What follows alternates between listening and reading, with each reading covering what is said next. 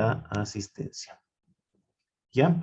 Entonces vamos a poner a consideración de ustedes una información, un material multimedia que habla respecto de la convivencia vial. Es muy importante nosotros, antes de adentrarnos a la revisión de cada uno de los términos relacionados con la educación vial, los roles que cumplimos todos y cada uno de nosotros, poder profundizar respecto de este tema que yo me permití presentarles el miércoles anterior, ¿no? Entonces, vamos justamente a poner a consideración de ustedes. Les pido, por favor, muchísima atención. Cinturón de seguridad. Muchísima atención porque posterior a esto vamos a hacer el respectivo, la respectiva participación a través de comentarios de lo que más les ha gustado, les ha causado un poquito más de curiosidad o les ha generado interés de parte de ustedes. A pesar de ser el elemento de seguridad pasiva más antiguo de los que tiene un vehículo, el cinturón de seguridad sigue siendo el mejor aliado de quien viaja en automóvil. Los expertos estiman que su uso reduce al menos entre un 40 a un 50% el riesgo de perder la vida en un accidente. Los cinturones sujetan el cuerpo y limitan su desplazamiento en caso de sufrir un accidente. De esta manera, evitan que los cuerpos de los pasajeros golpeen con lo que tienen delante o que en caso de impactos violentos salgan disparados fuera del vehículo. Incluso ante una maniobra brusca, el cinturón de seguridad evita al conductor perder su posición para poder controlar los pedales y el volante. En 1959, se instaló el primer cinturón de seguridad de 3 puntos en un vehículo como equipo de serie. Sucesivas investigaciones han ido mejorando su eficacia. Posteriormente, la incorporación de enrolladores y pretensadores ha permitido que el cinturón mantenga al ocupante sujeto al asiento en caso de un frenado brusco, dejándole en libertad de movimiento el resto del tiempo.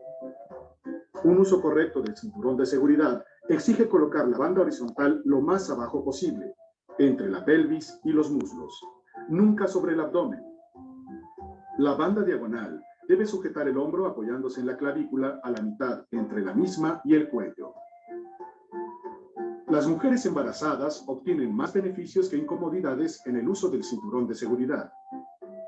Es muy importante utilizarlo de forma correcta, situándolo entre los senos y lo más abajo posible sobre las caderas. No se debe dejar que la sección abdominal del cinturón se ciña sobre el vientre porque podría dañar al bebé. Es importante no recurrir a pinzas, rellenos o almohadillas para reducir la incomodidad al utilizarlo. Bolsa de aire. La bolsa de aire es un mecanismo consistente en una bolsa inflable que amortigua el posible impacto de los ocupantes de un vehículo contra las partes internas del mismo. Por lo general, el mecanismo consta de una pequeña carga explosiva que se hace detonar mediante una chispa. El gas resultante de esa explosión es el que infla la bolsa. El proceso de inflado de una bolsa de aire dura entre 20 y 40 milisegundos, el mismo tiempo que tardamos en pestañear. Actualmente, las bolsas de aire podemos encontrarlas en el volante, en el tablero, en los soportes laterales, en los paneles de las puertas, en los laterales de los asientos, sobre las ventanillas, etc. En los próximos años, veremos bolsas de aire en el piso, destinados a las extremidades inferiores de los ocupantes, en el cofre, para proteger a los peatones, o en la banda de los cinturones de seguridad de la parte trasera.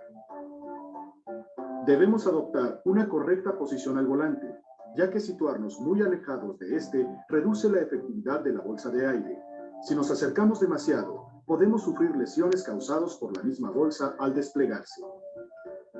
Según estudios recientes, su uso reduce en un 20% el riesgo de lesiones mortales tanto para conductores como para los pasajeros delanteros.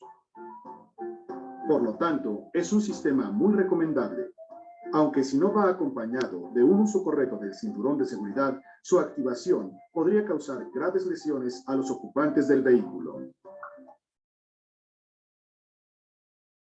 Posición del conductor.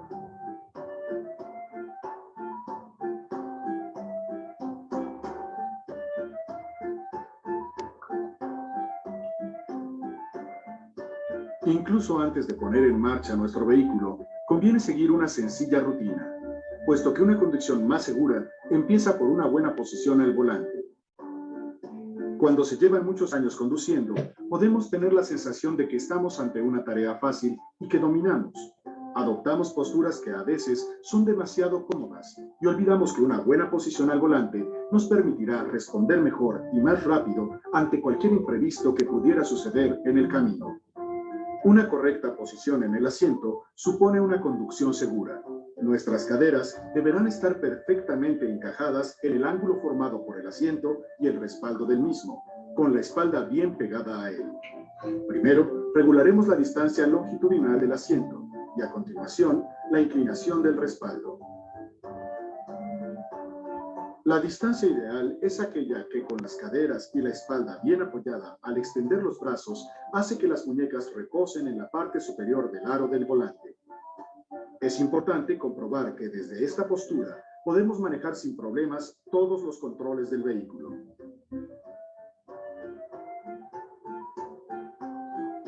Para ajustar los espejos laterales exteriores y el retrovisor, comenzaremos ajustando este y orientándolo de tal forma que se observe el vidrio trasero de forma equilibrada y la línea del infinito de la vía por donde circulamos.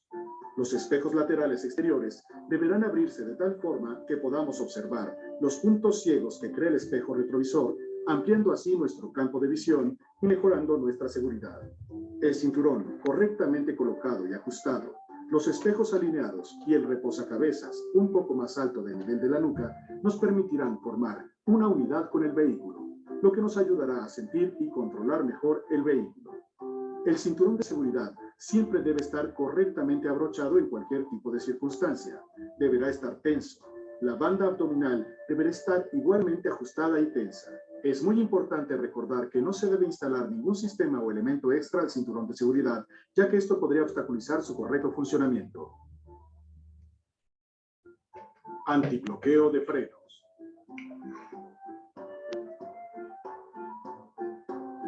Popularmente conocido como ABS, el sistema antibloqueo de frenos es un dispositivo que evita el bloqueo de las llantas, aunque el conductor aplique la máxima presión al pedal de freno.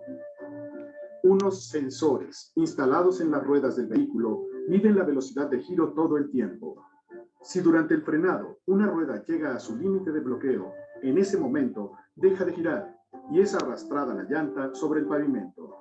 El sensor envía una señal a un dispositivo electrónico que a su vez calcula cuánto y cómo se debe reducir la presión en el frenado de esa rueda para que el bloqueo no llegue a producirse. La principal ventaja del ABS es que mejora el frenado, reduciendo en algunas situaciones la cantidad de metros necesarios para detener el vehículo. Además, disminuye las posibilidades de pérdida de control, ya que al no producirse el bloqueo, permite mantener el dominio sobre la dirección durante el frenado, sin necesidad de quitar el pie del freno. Para obtener la máxima eficacia del ABS en una emergencia, frene a fondo sin reducir la presión sobre el pedal hasta que el coche se haya detenido completamente. Pise al mismo tiempo el pedal del clutch para evitar que el funcionamiento del motor pueda aumentar la distancia de frenado. Manejo del volante.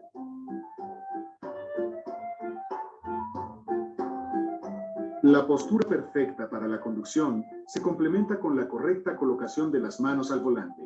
Estas deben ir siempre que circulemos en línea recta, en una posición similar a las que adoptan las manecillas de un reloj, situadas entre las 9:15 y las 10:10.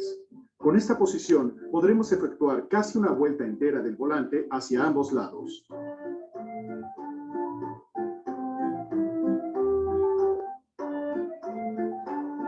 Cuando nos enfrentamos a curvas de un radio corto, el movimiento de las manos es el siguiente.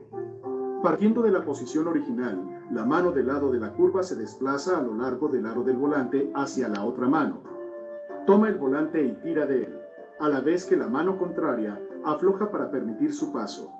Al salir de la curva, la mano contraria al sentido del giro se desplaza hacia la otra mano, toma el volante y tira de él hasta regresar a la posición original o reiniciar la maniobra para entrar en otra curva.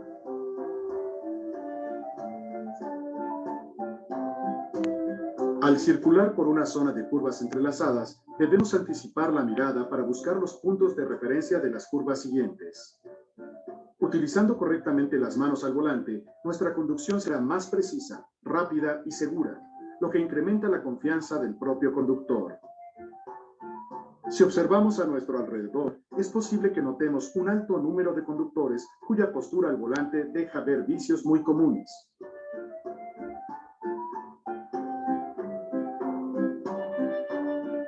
Todas estas posturas tienen el inconveniente de que, en caso de emergencia, obstaculizan nuestra capacidad de movimiento para reaccionar a tiempo.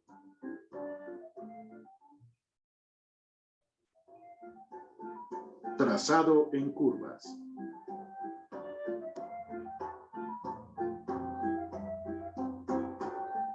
En la conducción, el recorrido que realiza un vehículo a su paso por una curva se le denomina trazado. Para conocer por dónde trazar una curva, primero debemos saber cuáles son los puntos que debemos tener como referencia. Aquí vemos un giro de 90 grados. Aprovechando todo el ancho de nuestro carril, nos mantendremos por el exterior, mientras disminuimos la velocidad.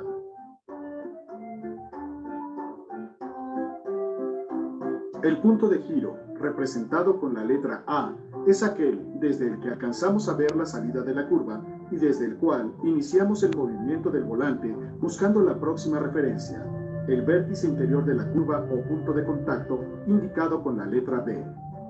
Entre el vértice interior y el punto de salida, señalado con la letra C, tenemos una zona donde empezamos a enderezar la dirección al tiempo que aceleramos progresivamente para salir de la curva. Según su radio, podemos distinguir 4 tipos de curvas. La forma más sencilla corresponde a la curva rápida que encontramos en cualquier autopista o carretera de buen trazado. Para ello, nos aproximamos por la parte exterior del carril con el fin de acercarnos progresivamente al vértice interior y salir acelerando hacia el exterior de la curva.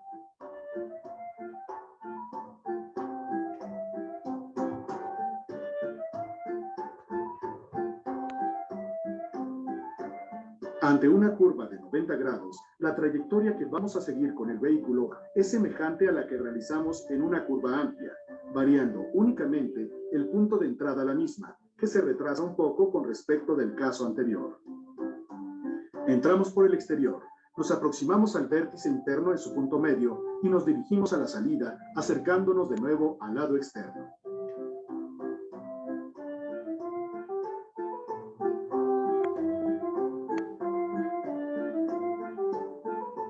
Aumenta el grado de dificultad cuando nos encontramos ante un giro de 180 grados, lo que se conoce como una horquilla.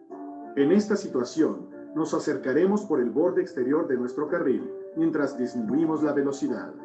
Cuando estemos cerca de la salida de la curva a la vista, nos dirigimos hacia el vértice interior de la curva y aceleramos al tiempo que vamos aproximándonos de nuevo al lado externo.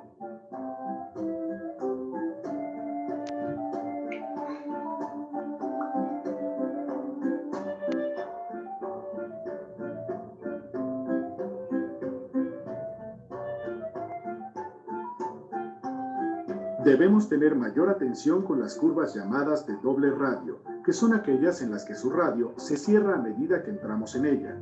Una forma correcta de afrontarla sería tomar el primer tramo por la parte exterior y cuando veamos el final, girar hacia el punto interior para llegar a la salida acelerando, al mismo tiempo en que nos dirigimos a la parte externa de la curva.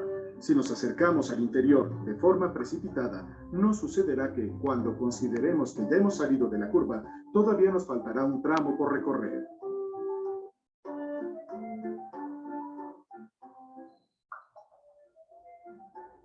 Técnica de frenado. La forma correcta de utilizar el freno es ejercer una presión lo suficientemente fuerte y de una sola vez, de manera que las llantas se agarren al asfalto y tengan el giro suficiente para obedecer a la dirección. El proceso de frenado comienza con una presión aplicada con suavidad en los primeros instantes. Esto permitirá a los pistones y balatas del sistema acomodarse en sus alojamientos y contra el disco. Enseguida, cuando el vehículo haya inclinado el frente, aumentaremos la presión hasta el máximo que creamos conveniente y al final del frenado eliminaremos la presión del pedal con suavidad. Lo lógico es acompañar el frenado con una reducción en la caja de cambios. En situaciones de emergencia, el instinto nos hace reaccionar pisando el freno con fuerza, hasta bloquear las ruedas, las que debido a la presión no obedecen a la dirección y el vehículo continuará en línea recta contra el obstáculo. El único recurso que nos queda es conseguir que las ruedas delanteras vuelvan a girar, para lo cual debemos disminuir levemente la presión sobre el pedal. De esta manera, las ruedas tenderán a moverse y recuperarán el giro y por tanto la capacidad de dirección suficiente para esquivar el obstáculo hasta detenernos en sitio seguro. El freno de mano o de estacionamiento también nos puede ser útil en caso de emergencia. De hecho, este freno auxiliar debe ser capaz de disminuir la velocidad y detener el vehículo en una distancia razonable bajo cualquier condición de carga. Los vehículos equipados con ABS ofrecen como principal ventaja una elevada capacidad de dirección, manejabilidad y estabilidad que mantienen al automóvil en su sitio en caso de frenado brusco y maniobras de evasión. Este sistema ofrece la posibilidad de frenar en curvas o en condiciones de agarre irregulares, ya que las ruedas siguen girando y por lo tanto se mantiene el control sobre la dirección. Para que el ABS actúe correctamente, es necesario aplicar una rápida y gran presión sobre el pedal de freno, así como pisar el clutch de inmediato, al comienzo del proceso de frenado, porque de lo contrario, se perdería una parte de la fuerza de frenado para detener el motor.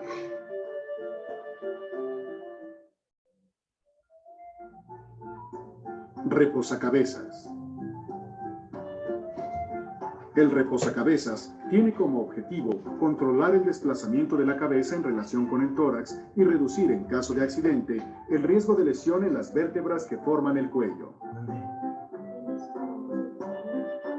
Funciona como complemento del cinturón de seguridad.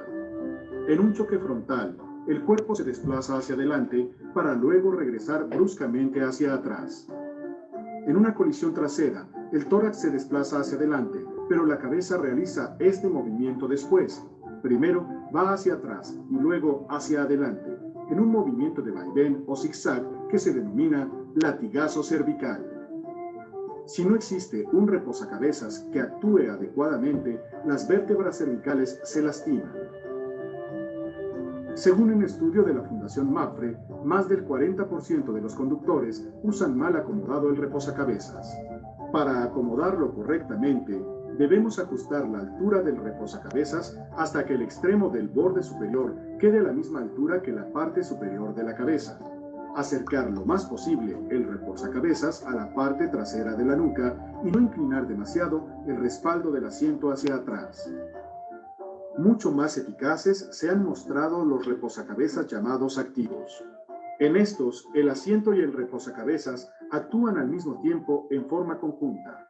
Recientemente, existe en el mercado un sistema que, en caso de colisión, desplaza automáticamente el reposacabezas hacia arriba y hacia adelante. Control en suelo deslizante. Resbaloso. La inercia de un coche al entrar en una curva cualquiera origina una fuerza lateral que tira del vehículo hacia el exterior. Si nos encontramos en una zona de pavimento resbaloso, la adherencia de las llantas giradas en el sentido de la curva creará otra fuerza de menor intensidad que contrarrestará a la primera. La resultante de ambas obliga al vehículo con las ruedas derrapando a describir una trayectoria más amplia de la que le correspondería si la curva no fuera resbalosa. En esta situación, el vehículo gira menos de lo que le demandamos con el volante. Este comportamiento se denomina subviraje. Para evitar que en una curva nos sigamos de frente, lo mejor es disminuir la velocidad antes de entrar en ella. Pero si se produce un deslizamiento frontal, la reacción correcta será quitar el pie del acelerador y así lograremos desplazar más peso sobre el eje delantero, con lo que las ruedas volverán a agarrar. Nos encontraremos en situaciones en las que notaremos cómo se produce un deslizamiento en el eje trasero, que pareciera adelantar al eje delantero. Cuando esto ocurre sobre una superficie resbalosa, el vehículo describe una trayectoria mucho más cerrada que la que le correspondería si las llantas tuvieran el agarre normal. Este comportamiento en un vehículo se denomina sobreviraje. Si llegara a producirse una situación de sobreviraje, lo recomendable es pisar el clutch al mismo tiempo que giramos el volante hacia el mismo lado hacia el que derrapa la parte trasera, enderezando la dirección en el momento en que empiece a corregirse el desplazamiento. Esta maniobra se llama contravolante. Tanto si el derrapado se produce en el eje trasero como en el delantero, jamás debemos tocar el pedal de freno, ya que esto provocará irremediablemente la pérdida de control del vehículo. Cuando la pérdida de agarre se produce al pasar por un charco profundo, ya sea en una recta o en una curva, aparece el fenómeno denominado aquaplaneo. Los neumáticos no pueden evacuar el agua por las ranuras del dibujo de la llanta, por lo que se genera una capa de agua que se interpone entre la llanta y el asfalto. Como el neumático deja de tocar el suelo, el coche pierde el control. Si esto se produce, debemos levantar suavemente el pie del acelerador y sujetar con fuerza el volante sin tocar el freno.